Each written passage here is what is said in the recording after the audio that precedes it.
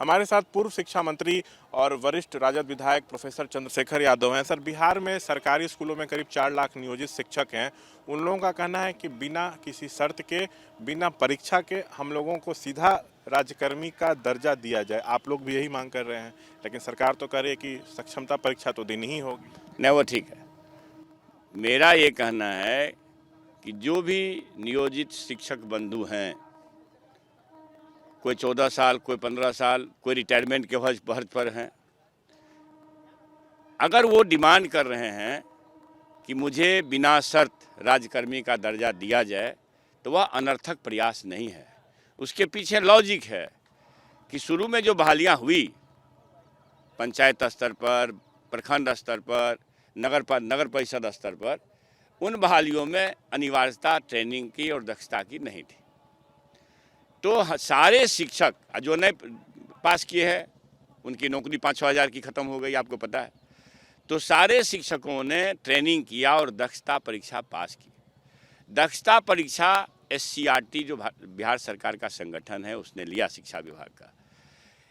4 लाख नियोजित शिक्षकों से दक्षता परीक्षा लेना कोई आसान काम नहीं था, लेकिन लोग दिए और लोग पास किए। तो एक शिक्षक कितनी परीक्षाओं से गुजरेगा भाई? अगर वो कह रहे हैं तो वह अनर्थक प्रयास नहीं है, उनकी मांग जायज़ है। माननीय मुख्यमंत्री जी का कई अवसर पर ये उद्बोधन हुआ है कि एक मामूली परीक्षा तो ऑनलाइन परीक्षा का, फिर शिक्षकों का डिमांड आया कि हमको ऑफलाइन किया जाए। और हमारे पास जो विमर्श के बिंदु होते थे माननीय मुख्यमंत्री महोदय से विमर्श के बिंदु में मेरा ये सुझाव था कि इन लोगों से अगर परीक्षा ली ही जा रही है तो निश्चित रूप से SCRT से लीजिए। और SCRT ऑफलाइन ही परीक्षा आयोजित करती है, तो उस समय तो मेरी बात नहीं मानी गई।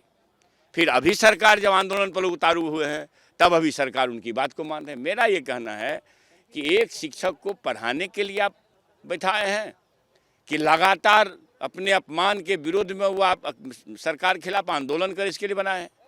तो भाई आप समस्या पैदा करेंगे तो आंदोलन को लोग मजबूर होगा। आदेश में तो ये भी कहा गया कि परीक्षा 5 बार होगी, 3 बार ऑनलाइन, 2 बार ऑफलाइन।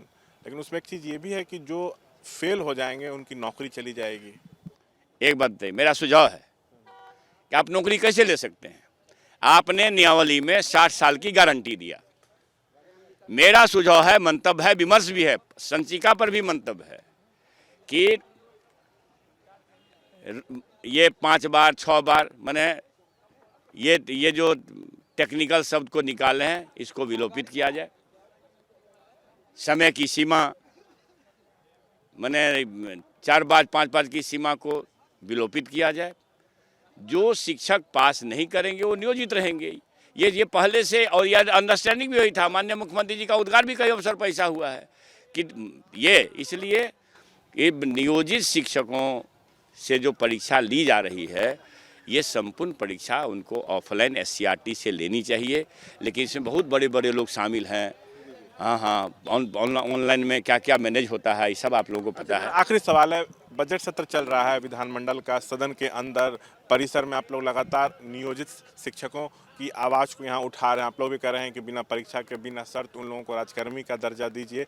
अगर सरकार ये नहीं मानती है तो आप लोग अभी आंदोलन जारी रहेगा? स्वाभाविक है, शिक्षक का अपमान करके कोई भी समाज अपनी रीढ़ मजबूत नहीं कर सकता है। इसलिए जब तक शिक्षा का क्षेत्र कंफर्टेबली शिक्षा के क्षेत्र में पूर्ण मनोयोग से काम नहीं करेगा, तो आप समझ लीजिए हमारे बिहार जो ज्ञान की भूमि कही जाती है, उस पर अपनी विरासत प्राप्त करने का अवसर कब मिलेगा। इसलिए हमें इस बात की खुशी है कि मैं मेरे व्यक्तिगत प्रयास से, मैं जब एक साथ कह सकता हूँ किसी को डॉक्यूमेंट है तो दिखावे, मेरे व्यक्तिगत प्रयास से गुणवत्तापूर्ण शिक्षक बहाल करने के लिए BPSC के मेरे सुझाव को 5 महीना के बाद माना गया। इस बीच में 5-6 बार हमने माननीय मुख्यमंत्री से आग्रह किया। और अभी एक झूठ बयान कर रहे थे हमारे, स्पष्ट रूप से झूठ बयान। आश्चर्य है, मैं विभाग में 17 महीना रहा हूँ कि किस संचिका पर कब एक श्वेत पत्र जारी करें। माननीय वर्तमान प्रभारी शिक्षा मंत्री, अभी तो सिंचाई मंत्री हैं और शिक्षा भी उनके महकमे में है कि भाई किस तारीख में किस डेट में आपने बीपीएससी को परीक्षा देने का अनुशंसा किया था। सरकार तो ये कर रही है कि विपक्षी दलों के जो नेता हैं वो लोग नियोजित शिक्षकों को उकसा रहे हैं, भरमा रहे हैं, अपनी राजनीति कर रहे हैं, अपनी राजनीति अच्छा, ये क्षमता। राजनीति है। एक शिक्षक, जब नियोजित शिक्षक 4000 पर बहाल हुए थे, शिक्षक 4000 पर बहाल होंगे और सिपाही 30,000 पर बहाल होंगे। ये थे तमाम मसलों पर बातचीत करते हुए चंद्रशेखर यादव। कैमरा पर्सन पंकज के साथ शशांक कुमार, एबीपी न्यूज़, पटना।